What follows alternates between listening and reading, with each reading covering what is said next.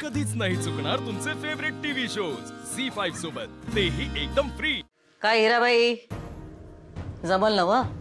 का अजून पाहिजे मोबदला? म्हणजे अजून फास्ट काम कराल तुम्ही काय? नाही नाही, लगेच लगेच करते ना काम तुमचं. तुम्ही सांगाल ते करेन.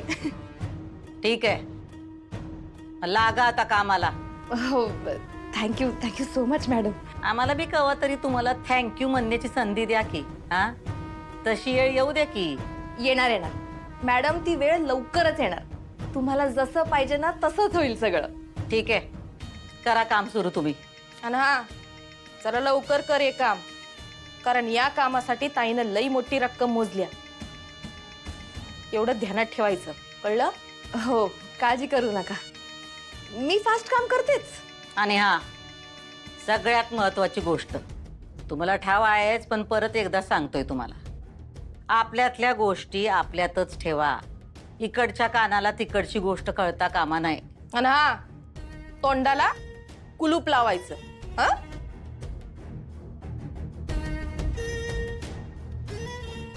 मॅडम, अहो माहितीये मला, आज थोडी काम करते तुमच्यासाठी. काळजी करू नका. हा, मी येते. निघा मग आता आणि कळवत राहा आम्हाला. Thank you so much. हा, येते. ताई, तुला गॅरंटी आहे ना व का ती आपलं काम करल म्हणून? कारण ती का नाही पैशाची लई भुकेली आहे. ती नुसतंच पैसे उकळत राहणार आणि आपलं काहीच काम करणार नाही, असं तर होणार नाही ना व? उकळून उकळून किती पैसा उकळणार ही? मग पैसा आहे आपल्याकडं. आणि हिराबाईचं सोड ग दुर्गे, आज आम्ही कामच असं केलंय की त्या सुनबाईंच्या पायाखालची जमीनच सरकणार आहे. बस ती नोटीस त्यांच्या हातात पडू दे, मग येईल खरी मजा. आता खरा खेळ सुरू झालाय. कसला खेळ?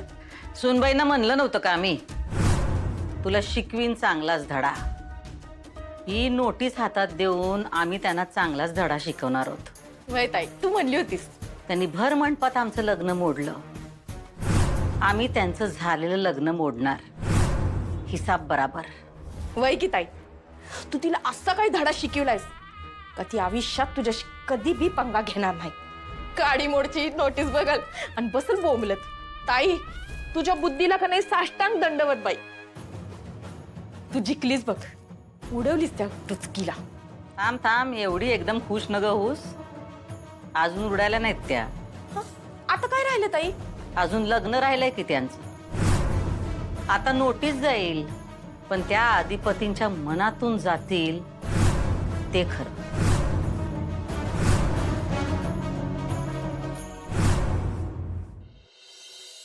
आई, मी काय म्हणतो, तुम्ही एकदा अधिपतीला सांगा ना परत. काय सांगू? त्याला म्हणाव, काल जसं अक्षराला भेटलास ना तसा आज सुद्धा भेट, आणि तिला घरी घेऊनच ये म्हणाव. अहो, जाईल की त्याचा त्यो. आई, त्याचा तो जाणार नाही. ऐका ना माझं, त्याला सांगायला हवं, तुम्ही सतत सांगायला हवं, त्याच्या मनावरती बिंबवायला हवं, तर त्याच्यावरती परिणाम होईल. आणि आई, हे सगळं लवकर करायला हवं. एकदा जर भुवनेश्वरीला कळलं ना की अधिपती अक्षराला भेटलाय, तर ती त्या दोघांना भेटू नाही देणार. असं काय करणार नाही ती. आई, तुमची मुलगी काय करेल हे तुमच्यापेक्षा जास्त मला माहिती आहे. ती नक्की त्याचे कान भरणार, त्याला इमोशनल ब्लॅकमेल करणार आणि त्या दोघांना एकत्र येऊ नाही देणार. आई, प्लीज तुम्ही अधिपतीला सांगा. त्याला म्हणाव, भेट तिला आणि आता उशीर करू नको, तिला घेऊनच ये घरी. प्लीज सांगा ना. तुम्ही नका काळजी करू, मी बोलते त्याच्याशी. आई, लगेच लगेच बोला. मग लावा फोन, मी बोलते त्याच्याशी. माझ्या फोनवरून? माझा फोन बघितला तर तो फोन उचलेल तरी काही. आपण माझा फोन खोलीत आहे, मी खोलीत जाऊन फोन करते त्याला. हा, तुम्ही अधिपतीशी बोलून घ्या, मी पण इकडे अक्षराला फोन करतो. अक्षराला पण सांगायला हवं की अधिपती आता भेटायला तयार झालाय, तर त्याच्याशी बोलून घे, सगळी भांडणं मिटव आणि घरी परत ये म्हणून. वय तुम्ही सुनबाईशी बोला, मी अधिपतीशी बोलते. आणि तो काय बोलतो ते सांगते तुम्हाला.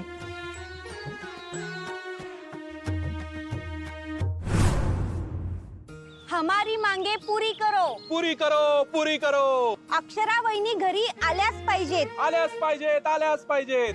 घरची लक्ष्मी घरी आलीच पाहिजे, आलीच पाहिजे, आलीच पाहिजे. अरे होय, थंड घ्या, उगाच बारके पुरवणी करू नका. का बाजार उठवा लागलायचा? हा, वहिनी, आमच्या फॅक्टरीतल्या कामगारांनी पण कवा असं मोर्चा आणला नव्हता. ग बसा की. जोपर्यंत आमच्या मागण्या पूर्ण होत नाही तोपर्यंत आम्ही थांबणार नाही.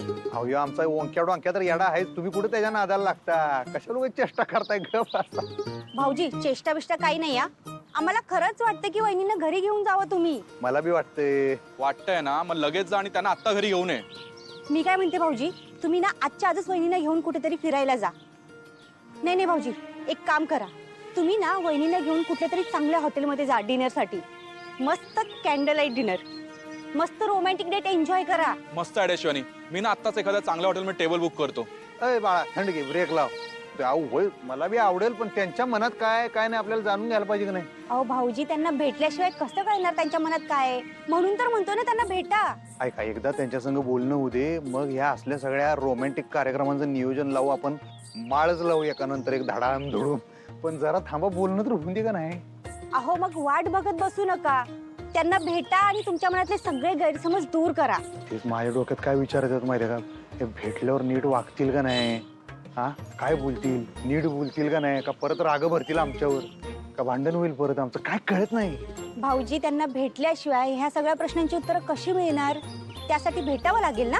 बरोबर आहे, भेटायला तर लागतंय, पण कावा? फोन कुठे राहिला? स्वयंपाक घरात राहिलो. अरे देवा, हे कसं इजलं?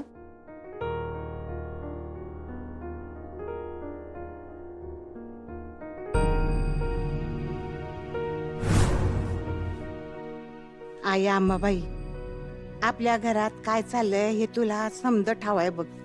कोण चूक कोण बरोबर हे फक्त तूच जाणतीये.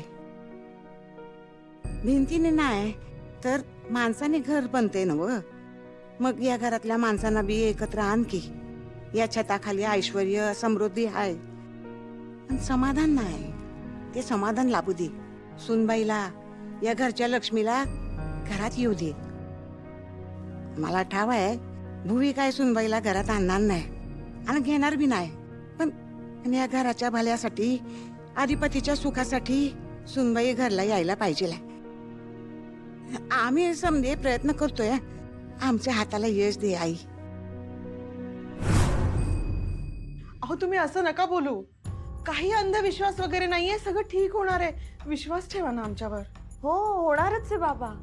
माझं मन सांगतंय मला. तू इमोशनली विचार करतेस अक्षरा, म्हणून तुला असं वाटतंय. पण सत्य हे आहे की त्यांना काहीही घेणं देणं नाहीये तुझ्याशी. बाबा असं नाहीये हो. तुम्ही सारखं सारखं असं नका ना बोलू. मला आमच्या नात्यावर, अधिपतींवर पूर्ण विश्वास आहे. तुम्ही बघा बाबा, ते लवकरच मला न्यायला येतील परत. अक्षरा मॅडम,